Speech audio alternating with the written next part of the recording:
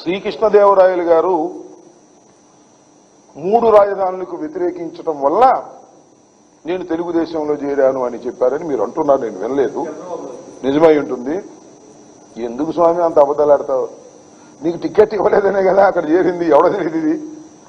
ఇది బీసీలకు ఇవ్వాలి. లావు శ్రీకృష్ణదేవరాయలు గారు మీరు వెళ్లి గుంటూరులో పోటీ చేయండి అని చెప్పారు. ఇంతే కారణం. 3 రాజధానుల గురించి ఇప్పుడు మాట్లాడావు నువ్వు వైసీపీలో ఉన్నప్పుడు. అయితే ఏ మాటకు ఆ మాట చెప్పాలి. కన్నా లక్ష్మీనారాయణ గారు చంద్రబాబు గారిని తిట్టాడు కానీ లావు శ్రీకృష్ణదేవరాయలు మాత్రం ఎప్పుడు చంద్రబాబుని తిట్టలా. అంటే ప్రీ ప్లాన్డ్ గానే ఉండాలన్నమాట. తిడితే మళ్ళీ అక్కడికి వెళ్ళలేమని. ఈ కన్నా లక్ష్మీనారాయణ తిట్టాడు. లావు శ్రీకృష్ణదేవరాయలు వేరే కదా ఆయన. మీకు తెలుసు కదా ఆయన పరిస్థితి ఏంటో. అందువల్ల ఆయన ఎప్పుడు చంద్రబాబుని తిట్టను కూడా తిట్టలా. ఎందుకంటే మళ్ళీ చంద్రబాబు పంతం చేరదాం అనేటువంటి ఆలోచన వాళ్ళకు ఉండదామని అందుకని తిట్టలేదు.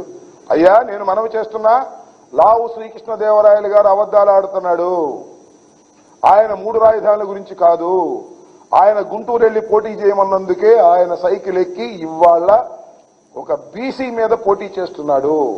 బీసీకి సీట్ ఇస్తానంటే పార్టీ మారినటువంటి లావు శ్రీకృష్ణదేవరాయలు గారికి బీసీల ఓటు అడిగే హక్కు లేదు. ఏ ఒక్క బీసీ కూడా ఓటు వెయ్యడు. తుక్కుగా అత్యధికమైనటువంటి మెజార్టీతో అనిల్ యాదవ్ గెలవబోతున్నాడు. తుక్కుగా లావు శ్రీకృష్ణదేవరాయలు గారు ఓడిపోబోతున్నారు. రాసుకోమని కూడా ఈ సందర్భంగా చెప్పదలుచుకున్నాను.